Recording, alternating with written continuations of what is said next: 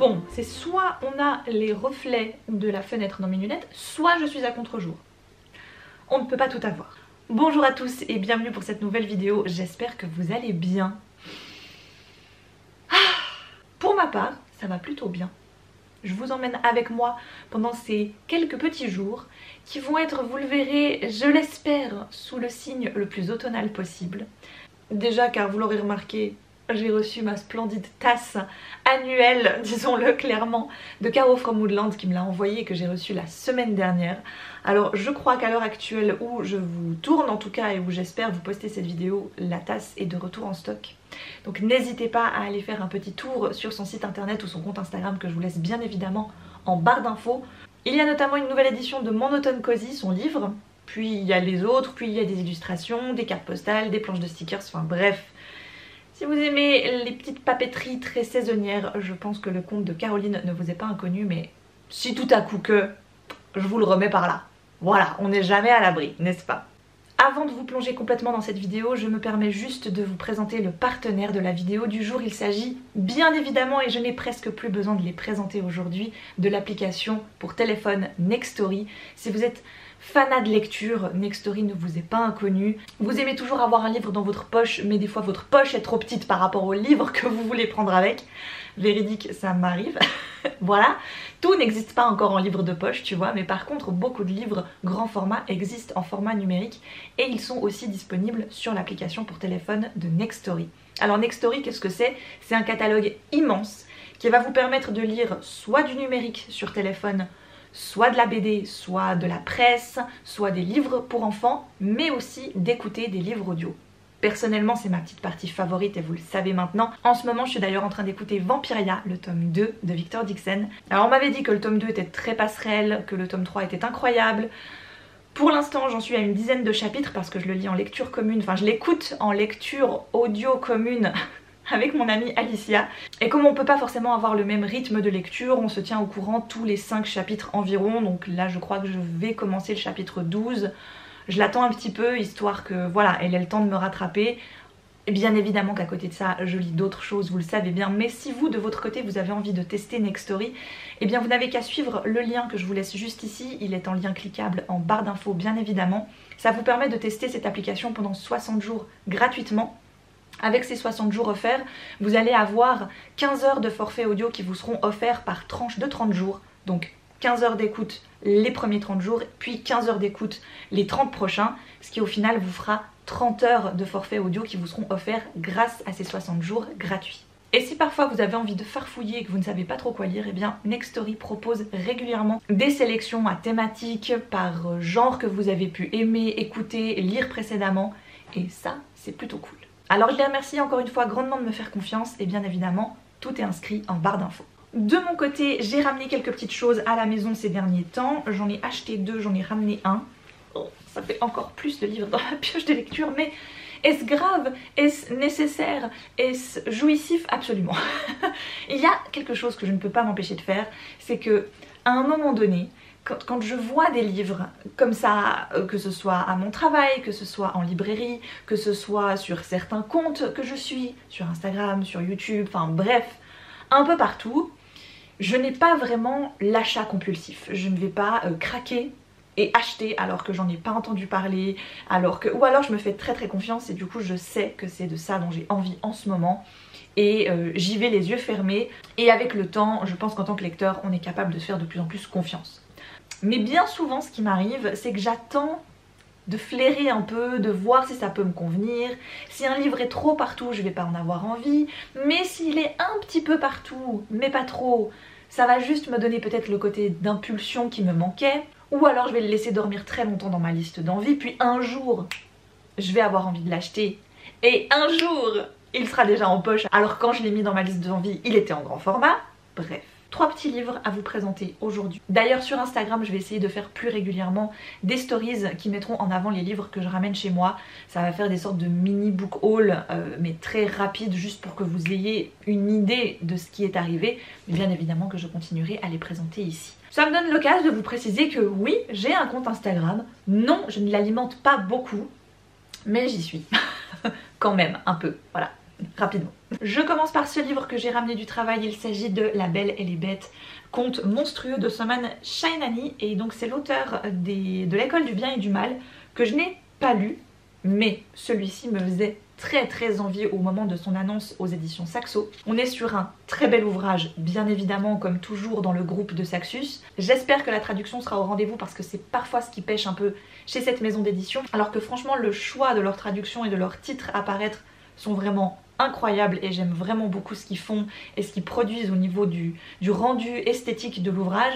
Mais n'oublions pas qu'avoir un bon texte, c'est quand même aussi très agréable. Nous sommes donc sur des réinterprétations de contes beaucoup plus contemporains, actuels, avec des contes connus de tous comme Le Petit Chaperon Rouge, La Belle et la Bête, Peter Pan, que l'auteur se sera amusé à détisser et détricoter pour remanier à sa sauce de façon un peu plus punchy et un peu plus actuelle. Je me suis enfin procuré le premier tome des Mémoires de la forêt de Michael Brun-Arnaud et c'est illustré par la très talentueuse Sanoé, dont j'ai déjà plusieurs ouvrages illustrés par elle à la maison et que j'aime énormément. Alors Mémoires de la forêt, si vous traînez un petit peu sur les internets du livre francophone, vous n'êtes absolument pas passé à côté, c'est quasiment impossible. Personnellement, je l'ai vu partout depuis sa sortie et c'est vrai que j'ai fait partie de ces gens qui ont tardé à se le procurer parce qu'il y a eu ce petit côté trop. Je vous disais avant, il faut que je voie un livre juste trop peu pour pouvoir me donner cette impulsion d'avoir envie de me le procurer. Le problème qu'a eu cet ouvrage, c'est que comme le personnage principal, Archibald Renard, je vous le donne en mille, est un renard, on me l'a bombardé. Je pense qu'il n'y avait pas une semaine, un jour lorsqu'il est sorti, où des gens ne sont pas venus me dire tu as vu ce qui sort chez École des Loisirs? Est-ce que tu as vu que le personnage principal est un renard? C'est tellement ton style, j'en ai sûr, c'est pour toi, ce livre est fait pour toi. Bref, en effet, ce livre est fait pour moi. Il y a tous les ingrédients qui me parlent et qui me font envie. On se retrouve dans une forêt où le personnage principal est un renard, est un libraire et où il va recueillir dans sa librairie, au format d'un exemplaire, les livres que les habitants de la forêt veulent bien lui donner. Et qui sait, peut-être un jour quelqu'un viendra l'acheter. Ça va être le cas du livre des souvenirs de Monsieur Taupe. Malheureusement, Monsieur Taupe aimerait bien pouvoir récupérer ce livre parce qu'il commence à avoir la mémoire qui flanche. Donc Archibald Renard et Ferdinand Taupe vont se lancer dans une quête, retrouver qui a bien pu se procurer les souvenirs de Monsieur Taupe. N'oublions pas aussi que nous sommes sur un ouvrage jeunesse, il est paru dans la collection 9 de l'École des Loisirs, et 9 n'a pas été donné pour nom à cette collection pour rien. C'est parce que c'est l'âge que devraient techniquement avoir les lecteurs quand ils commencent les livres de cette collection, plus ou moins. Donc j'étais à la fois aussi un peu partagée de me dire est-ce que j'ai vraiment envie d'acheter et de me replonger dans un livre jeunesse. Là actuellement en ce moment, pas spécialement. Puis ma fille va avoir 7 ans cette année, je me dis que probablement on pourrait peut-être se le lire toutes les deux au printemps prochain. La lecture ça commence à arriver cette année et puis on va y aller mollo et on va y aller tranquille surtout. Donc je le lirai très certainement pour moi d'abord, pour voir. C'est très joli, là encore une fois c'est très bien illustré, c'est beau, ça donne envie et je me dis que pour le printemps prochain ce sera bon. Les gens seront passés à autre chose et les gens arrêteront de m'envoyer des messages pour me dire que je devrais l'acheter. Probablement. Surtout maintenant que je l'ai. Et mon deuxième achat, c'est Légende Élatée de Travis Baldree, paru aux éditions Inis en français, parce que je l'ai vu partout en anglais l'année dernière. C'était vraiment la cozy fantasy que absolument tout le booktube anglophone était en train de lire l'automne dernier. J'avais très envie de me le procurer déjà à ce moment-là, mais j'avais un peu peur de la fantasy en anglais. Je gère beaucoup moins que le contemporain en anglais, qui est quand même beaucoup plus accessible et facile, avec un vocabulaire plus évident que des mots inventés, ou je ne sais pas si c'est de l'anglais ou si c'est vraiment un mot inventé, ou enfin bref. La fantasy en tant que telle possède quand même un vocabulaire dans son genre qui est un peu particulier, et j'avais pas trop envie de m'y frotter en anglais. Donc merci aux éditions Inis de l'avoir traduit, c'est vraiment très cool, et bien que je sais que je ne vais probablement pas avoir le temps de le lire cette année, voilà, j'ai craqué tout de suite parce que j'avais très envie de l'avoir. Bref, voilà, j'aime vraiment beaucoup, rien que l'ouvrage, je le trouve très cool. Encore une fois, merci beaucoup aux maisons d'édition francophones qui achètent des livres anglophones pour les traduire, de garder les couvertures originales. Voilà, c'est très apprécié. Alors pourquoi ce livre? Une tasse de fantaisie, des tranches de vie savoureuses et un zeste de romance. Est-ce qu'il en faut plus? Dans cette fantaisie, nous allons rencontrer Vive, une orque qui décide de changer de vie et d'ouvrir un café.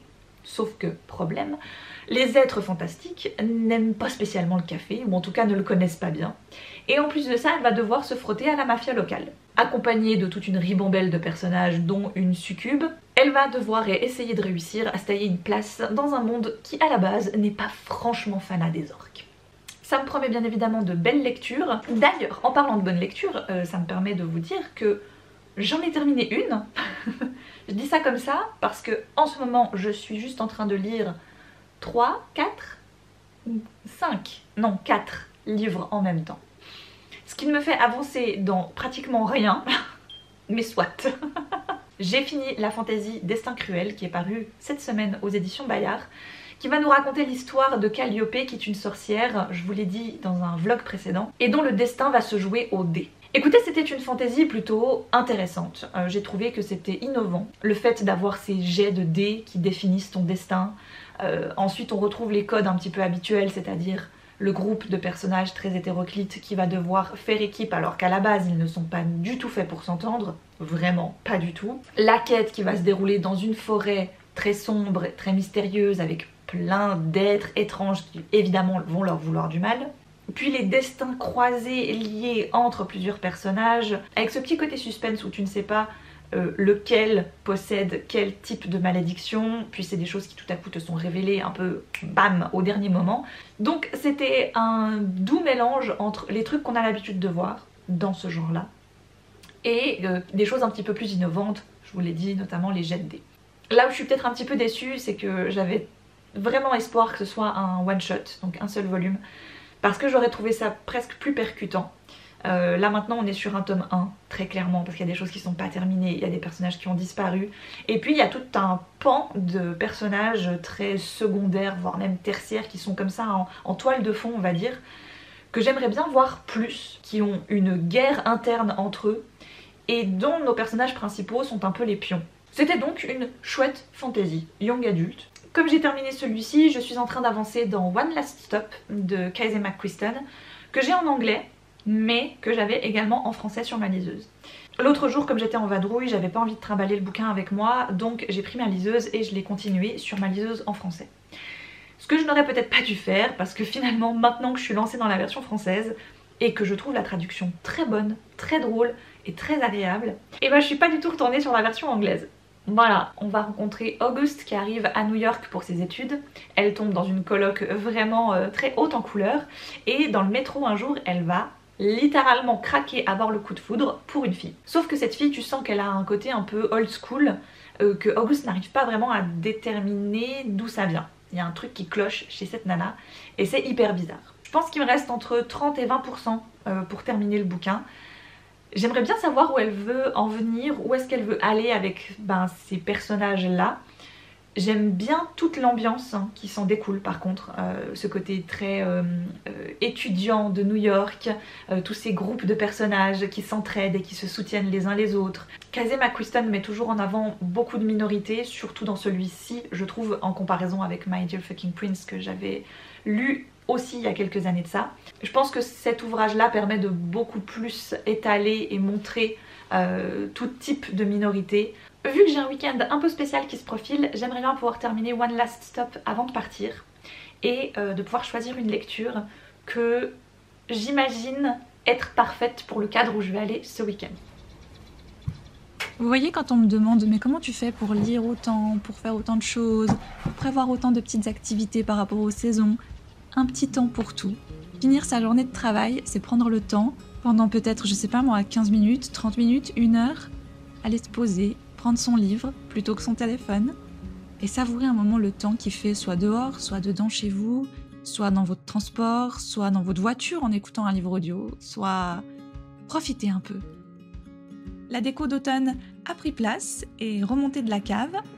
J'ai rien acheté de nouveau pour l'instant, je ne suis pas tombée sur un petit coup de cœur ces derniers temps. Peut-être que ce sera le cas prochainement, mais pas d'impératif là-dessus. J'ai donc tout simplement ressorti les petites choses que j'aime. Souvent des éléments de déco se chinent, s'achètent, se collectionnent au fil du temps. La plupart de mes petites citrouilles viennent de jardinerie, d'autres viennent de magasins. Puis j'ai des décorations comme les bougeoirs, par exemple, qui viennent beaucoup d'Emmaüs, notamment les petites feuilles sur lesquelles on peut poser une bougie chauffe-plat.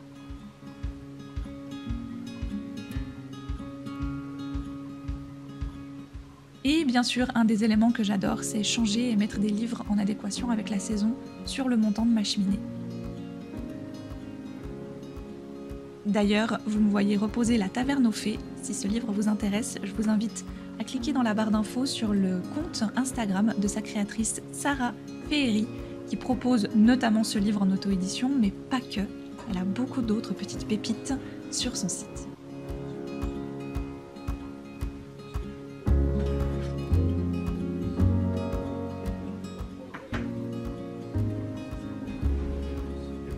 Et ce soir-là, c'était le moment cocooning absolu. J'attendais que ma meilleure amie me dise qu'elle était prête pour notre épisode de série. C'est pour ça que je check le téléphone de temps en temps. Parce que mon téléphone est en mode silence à partir de 20h. Je ne permets pas aux notifications de faire du bruit à partir de ce moment-là. Mais comme avec les enfants, la vie, le quotidien, j'attendais son message pour savoir quand est-ce qu'on allait pouvoir commencer notre visionnage de l'épisode de La Roue du Temps qu'on avait prévu de se faire ce soir-là. Donc en l'attendant, je me suis posée avec mon thé et je me suis posée avec Virgin River et mon livre en même temps et je switch un petit peu entre les deux.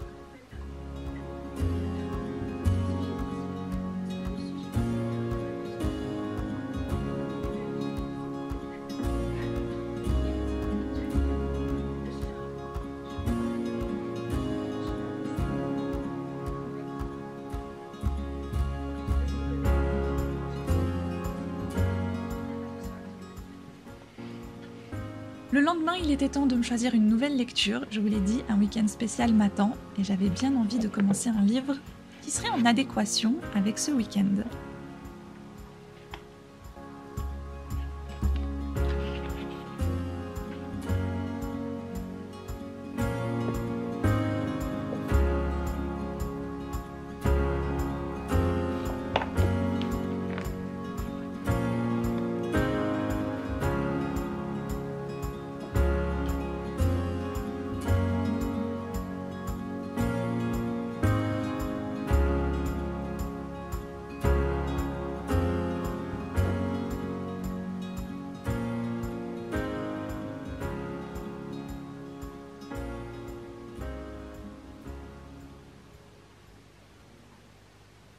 J'ai terminé One Last Stop. Bien que je vous disais que c'était très cool, ça a été une lecture très cool. Et j'ai trouvé qu'elle était trop longue. Sur la fin, là... Aïe, aïe, aïe, aïe, aïe, oui, oh, c'était... Tu sais, et si je te tirais en longueur une conversation qu'on a déjà eue 40 fois dans le bouquin, sur 3 pages et demie, pour être bien sûr que t'aies compris ce qu'elles veulent dire et ce qu'elles ressentent l'une pour l'autre, tu vois. On était un peu là-dessus. Je dirais que c'est le gros bémol de ce bouquin.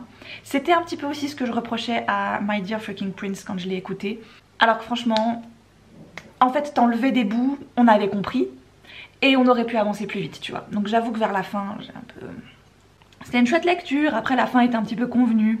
Voilà, on te fait croire à un truc, après, ah, tac, tu sais, ça part, et ça revient et ça repart. Et... comme une chanson de Claude François qui est populaire, voilà.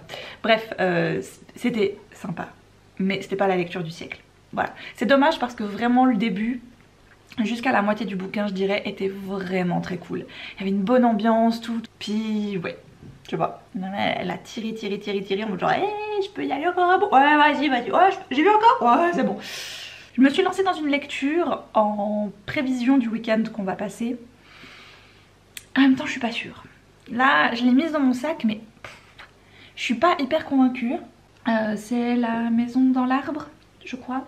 Donc c'est l'histoire d'un auteur d'albums pour enfants qui décède brutalement, mais qui était très très connu aux États-Unis. Tellement connu qu'à force d'interviews et de documentaires sur lui, il y a une équipe de tournage qui aimerait réaliser un biopic sur sa vie. Il y a donc un acteur qui a pris contact avec lui, qui est censé le jouer à l'écran pendant une période de sa vie. Et pour bien faire, il veut rencontrer l'auteur plusieurs fois, plusieurs jours, pour s'imprégner finalement de la personne, pour jouer le personnage du mieux possible. Malheureusement, il va donc décéder. Et c'est sa dame de compagnie, on pourrait même pas dire que c'est sa bonne, c'était vraiment une amie, c'est devenu une amie alors qu'à la base c'est son employé, qui était là, qui a toujours été ici, qui soit lui faisait des fois à manger, l'accompagnait à des événements. Voilà, ils avaient une relation un peu amicale boulot qui était assez cool et donc elle est la personne qui le connaît aujourd'hui le mieux. Elle va accueillir cet acteur chez eux, chez elle maintenant, parce que c'est sa maison. L'auteur à succès lui a légué sa maison et quasiment tous ses biens, et aussi une grosse partie morale sur sa personne après son décès. J'en suis là pour l'instant, ils viennent de se revoir, il vient d'arriver à la maison, mais visiblement, pendant ce laps de temps où l'acteur sera ici, elle va essayer de décortiquer un petit peu la vie de son ami, et peut-être tomber sur des choses dont elle-même n'était même pas au courant. Évidemment que c'est ça qui m'a attirée. Vous me connaissez, vous avez vu la couverture qu'il a, ce bouquin, enfin bref, voilà. C'est ça qui m'a intéressée, c'est l'histoire de cette maison perdue. Pourquoi est-ce qu'il a décidé tout à coup d'être reclus dans la campagne, à ne quasiment parler à personne, à part à elle. Et qu'est-ce qu'il cachait comme secret? Parce que visiblement il cachait des choses. Vu que le résumé nous dit quand même, est-ce qu'elle le connaissait si bien que ça? Alors j'espère honnêtement avoir un petit truc un peu catchy, tu vois, là au milieu, qui va un petit peu me tenir en haleine. J'avoue que là ça commence très doucement. J'ai un peu peur que cette lecture soit plus dans une lecture contemplative, ce qui ne me dérange pas en soi. Mais là tout de suite, vu que je viens d'enchaîner 2 lectures un petit peu longues, j'aimerais bien quelque chose d'un peu plus prenant. Voilà, donc peut-être que finalement demain matin, avant de partir, je me dirigerai vers autre chose. Et le voici le moment tant attendu.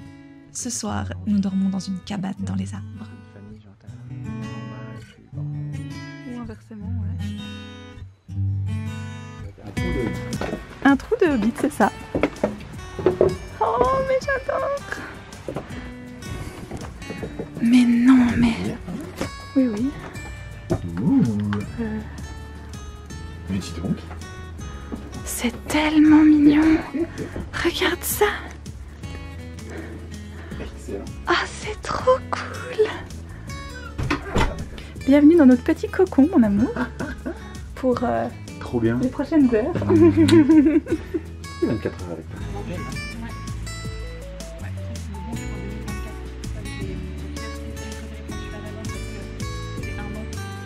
Peut-être que des lieux similaires existent près de chez vous. J'ai été hyper reconnaissante de pouvoir vivre ce moment-là. C'était une parenthèse enchantée.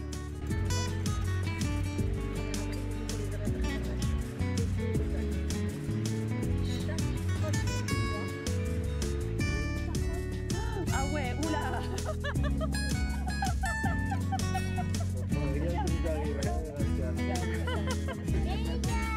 Regarde celle-ci.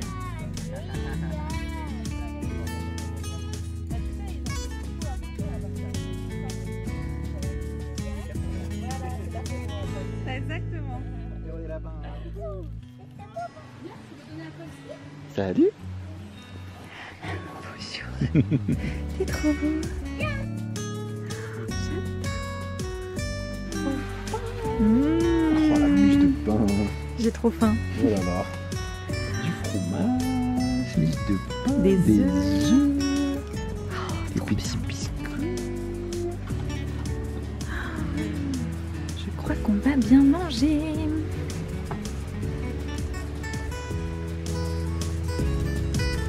Une manche se comporte d'une succession de 13 tours appelés clés. À chaque fil des tours pose une carte de la au centre de la file.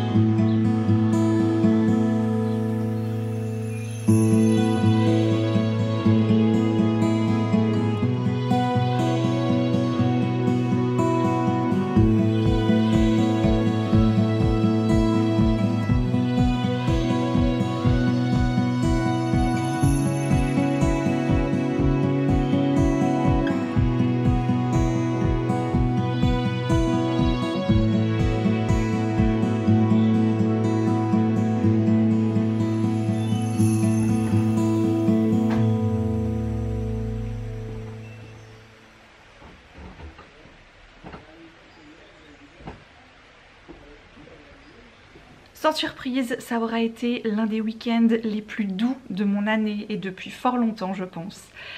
Quelle chance on a eu, vraiment, que ce soit avec le temps, que ce soit avec tout le timing, tout finalement. Donc les cabanes de Marie, c'est un bon cadeau que ma meilleure amie nous a offert à Vincent et moi pour fêter nos 10 ans l'année passée à Noël. Donc pour cette première, on a été que tous les deux parce que vraiment c'était un petit moment de déconnexion. Voilà, c'était absolument magique. J'ai adoré cet esprit cabane, ce côté très bienveillant aussi et waouh, voilà. C'était le genre de week-end que je me réjouissais de faire, de vivre et aussi pourquoi pas de faire vivre plus régulièrement dans l'année. Pas forcément en faisant des choses loin ni chères, d'ailleurs là c'était pas très loin de chez nous, mais juste de temps en temps penser à prendre plus le temps de faire des petites choses comme ça, même par ici, même à la maison. Bref, c'était incroyable, c'était un super week-end et c'était aussi une bonne façon de terminer cette vidéo qui j'espère vous aura plu. De mon côté, je vais rester encore un petit moment dans ma bulle à lire mon livre que j'avance écouter finalement pas si mal. Voilà, j'ai dépassé les 100 pages et puis je crois que j'ai trouvé le rythme, j'ai compris le rythme de l'autrice aussi. Ça me plaît plutôt bien. À voir ce que leur histoire me réserve, mais pour l'instant je le continue en tout cas. Je ne me laisse pas embarquer dans autre chose. Et je vous souhaite à tous de très bonnes lectures, à vous aussi, et je vous dis à très vite pour une prochaine vidéo.